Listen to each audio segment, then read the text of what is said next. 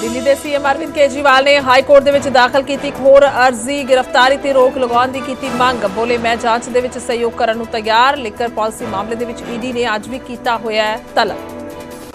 दिल्ली के एलजी ने सीएम केजरीवाल नूं लिखी चिट्ठी। राजधानी के सब तो प्रदूषित शहरों के विच शामिल होने ते जताई चिंता। बोले साडे लई अंतरराष्ट्रीय पद्धर ते शर्मनाक। इलैक्टोरल बॉन्ड के मामले दे विच अज शाम 5 बजे तक SBI नूं सांझी करनी होएगी। पूरी जानकारी सुप्रीम कोर्ट दे विच बकायदा दाखिल करना होएगा। हलफनामा पिछली सुनवाई दे विच कोर्ट ने दिखाई सी सख्ती। मुफ्त सहूलतां देण दे चोण वादियां ते सुप्रीम कोर्ट दे विच सुनवाई अज। सियासी पार्टियां दे वल्लों मुफ्त सहूलतां दे वादियां ते रोक लगाउण दी मंग। 23 नवंबर 2023 तो बाद केस दी नहीं हुई सुनवाई। चुनावी मौसम दे विच देखिया मुख्यमंत्री भगवंत मान दा वखरा अंदाज। सफर दौरान गीत गाउंदे आए नज़र। बॉलीवुड सिंगर सुखविंदर सिंह सामने छेड़े सुर। फरीदकोट दे जैतो दे विच सीएम मान ते सुखबीर बादल दा होया आमो-सामना। सुखबीर दी यात्रा दे विचों निकलिया सीएम दा काफला। दिलचस्प तस्वीरां आईयां सामने। अकाली दल दे वल्लों एक परिवार एक टिकट के फॉर्मूले की तैयारी। इस वार एक परिवार तो पार्टी का एक ही लीडर लड़ेगा चोण। वड्डा सवाल बादल परिवार तो कौन उतरेगा चोण मैदान दे विच। बीजेपी दे विच जाण दीआं चर्चावां दा आप सांसद सुशील रिंकू ने किया खंडन। न्यूज़ 18 ते कहा मैं ना तां किते जा रहा सी ते ना ही किते जावांगा। किसी दे मन दे विच नहीं है कोई शंका।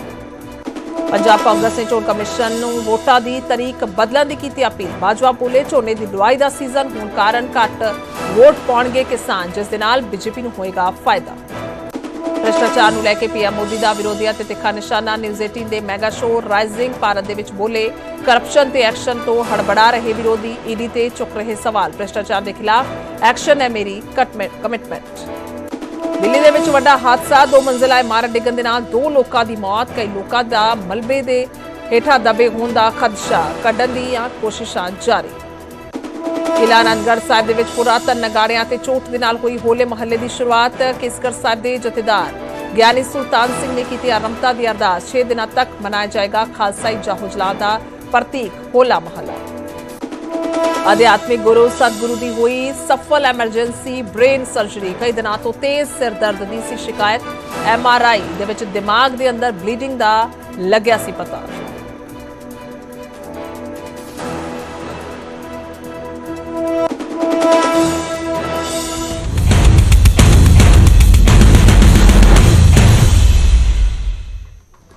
सत श्री अकाल। इस समय के बुलेटिन च स्वागत है। मैं तुहाडे नाल गुरजोत संधू। तां शुरुआत करांगे बुलेटिन की। 2024 दीआं चोणां दा ऐलान हो चुकिया है पर इस दे विचाले चुनावी मौसम दे विच मुख्यमंत्री भगवंत मान दा एक वखरा अंदाज वेखण नूं मिलिया है सुणन नूं मिलिया है। सफर के दौरान गीत गाउंदे हुए सीएम भगवंत मान नजर आए ने तां बॉलीवुड गायक सुखविंदर सिंह सामने सुर छेड़े ने और सीएम मान ने बाबू सिंह मान दा गीत गाया है। तां मुख्यमंत्री गड्डी दी अगली सीट ते बैठे हुए नजर आ रहे हैं और पिछे बैठे ने गायक सुखविंदर मोबाइल दे विच वीडियो रिकॉर्डिंग कर रहे हैं। सुखविंदर के सामने गौना सूरज नूं दीवा दिखाउण वाली गल है। सीएम भगवंत मान ने कहा है। दस दिए कि एक्सक्लूसिव वीडियो है सिर्फ ते सिर्फ न्यूज़ 18 पंजाब ते तुसीं वेख पा रहे हो सुन पा रहे हो।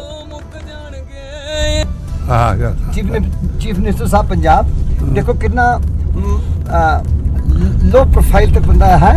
देखो हाँ जी बाबू सिंह मान साहब ਦਾ ਗੀਤ ਹੈ ਬੜਾ ਪਸੰਦ ਹੈ ਮੈਨੂੰ। ਵੈਸੇ ਸੁਖਵਿੰਦਰ ਹੋਰਾਂ ਦੇ ਨਾਲ ਬਹਿ ਕੇ ਗਾਉਣਾ ਹੁਣ ਨਹੀਂ ਮਤਲਬ ਲਿਓ ਹਾਂ ਸੂਰਜ ਨੂੰ ਦੀਵਾ ਦਿਖਾਉਣ ਵਾਲੀ ਗੱਲ ਹੈ ਪਰ ਵਧੀਆ ਸੁਰ ਲੱਗ ਰਿਹਾ।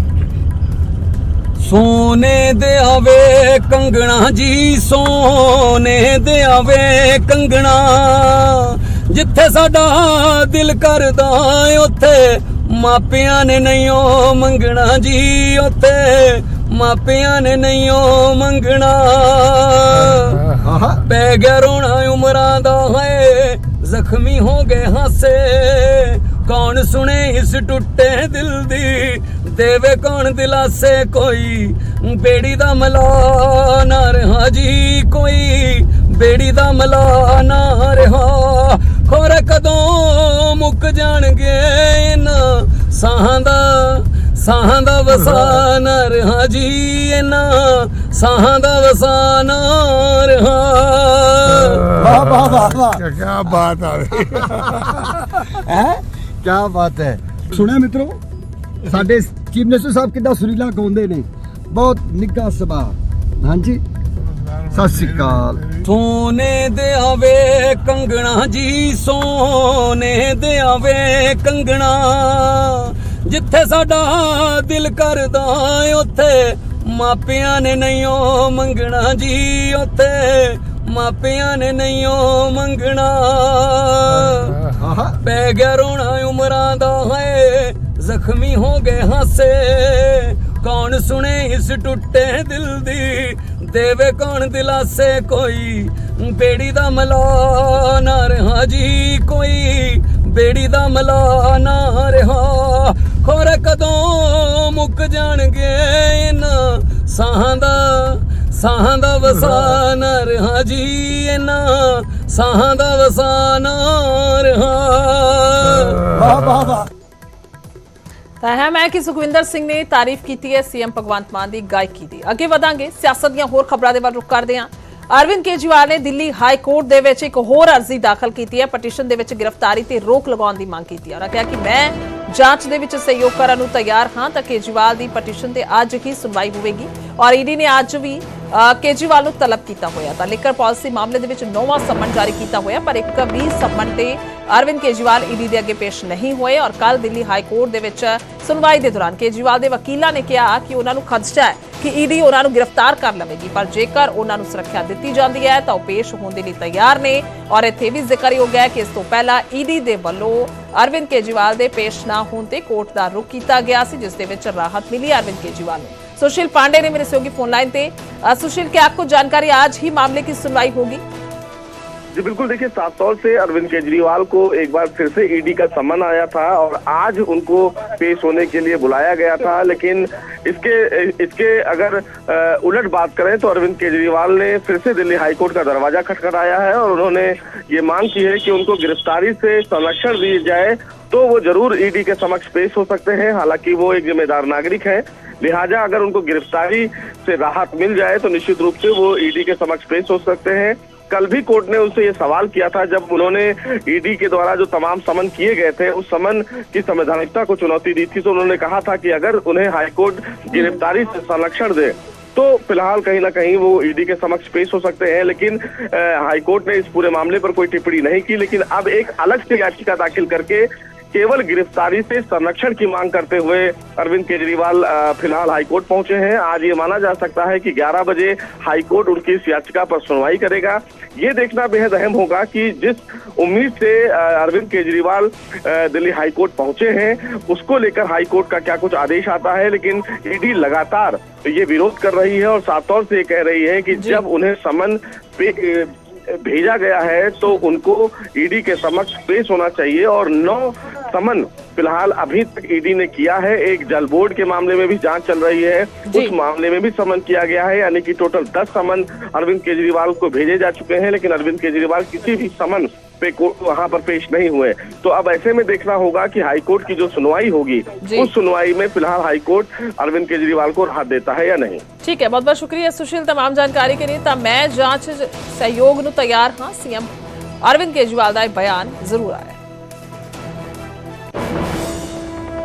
उधर दिल्ली के एलजी ने सीएम केजरीवाल ਨੂੰ पत्र लिखिया है। दिल्ली के प्रदूषण ਨੂੰ ਲੈ ਕੇ अरविंद केजरीवाल सरकार ਤੇ ਨਿਸ਼ਾਨਾ ਸਾਧਿਆ है। दिल्ली फिर तो दुनिया की सब तो प्रदूषित राजधानी बनी है या लिस्ट ਦੇ ਵਿੱਚ ਨਾ ਆਇਆ है। एलजी ने कहा ਤਾਂ ਇਹ ਅੰਤਰਰਾਸ਼ਟਰੀ ਸ਼ਰਮ ਅਤੇ ਸਮੂਹਿਕ ਚਿੰਤਾ ਦਾ ਵਿਸ਼ਾ ਹੈ। ਤਾਂ ਬਹੁਤ ਚਰਚਿਤ ਦਿੱਲੀ ਮਾਡਲ ਸਮੌਗ ਦੇ ਵਿੱਚ ਡੁੱਬਿਆ ਹੋਇਆ ਹੈ। ਐਲਜੀ ਨੇ ਕਿਹਾ ਉਮੀਦ ਹੈ ਆਉਣ ਵਾਲੇ ਦਿਨਾਂ ਦੇ ਵਿੱਚ ਕੋਈ ਠੋਸ ਕਦਮ ਚੁੱਕੋਗੇ।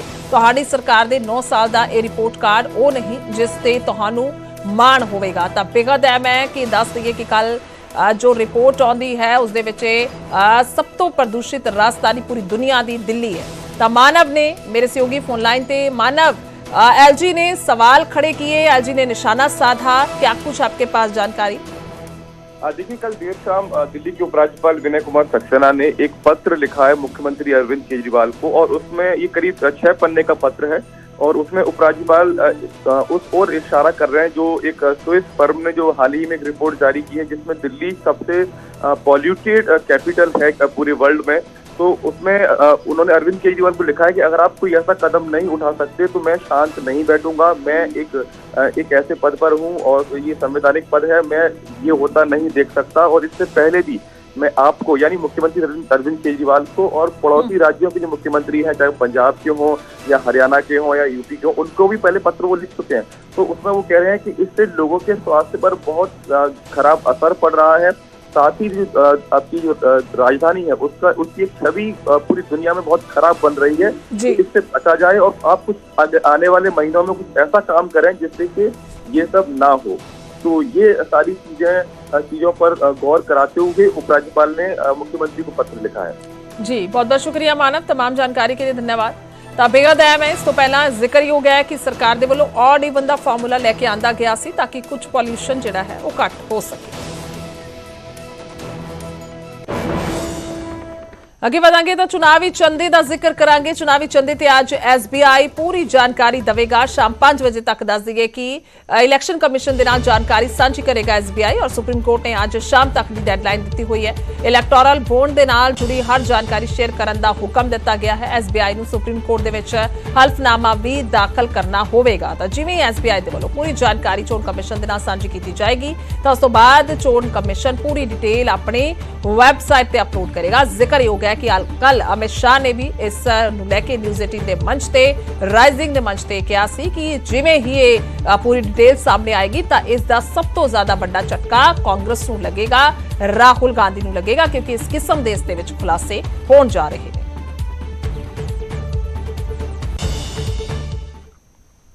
ਅੱਗੇ ਵਧਾਂਗੇ ਤਾਂ ਮੁਫਤ ਸਹੂਲਤਾਂ ਦੇਣ ਦੇ ਚੋਣ ਵਾਅਦਿਆਂ ਤੇ ਅੱਜ ਅਹਿਮ ਸੁਣਵਾਈ ਹੈ। ਦੱਸਦੀ ਕਿ ਸੁਪਰੀਮ ਕੋਰਟ ਦੇ ਵਿੱਚ ਸੁਣਵਾਈ ਹੋਏਗੀ। ਪਟੀਸ਼ਨ ਦੇ ਵਿੱਚ ਸਿਆਸੀ ਪਾਰਟੀਆਂ ਦੇ ਮੁਫਤ ਸਹੂਲਤਾਂ ਦੇ ਵਾਅਦਿਆਂ ਤੇ ਰੋਕ ਦੀ ਮੰਗ ਕੀਤੀ ਗਈ ਹੈ। ਤਾਂ 23 ਨਵੰਬਰ 2023 ਤੋਂ ਬਾਅਦ ਕੇਸ ਦੀ ਸੁਣਵਾਈ ਨਹੀਂ ਹੋਈ ਔਰ ਬੇਹੱਦ ਅਹਿਮ ਹੈ ਕਿ ਮੁਫਤ ਸਹੂਲਤਾਂ ਨੂੰ ਲੈ ਕੇ ਜਿਸ ਕਿਸਮ ਦੇ ਨਾਲ ਪਾਰਟੀਆਂ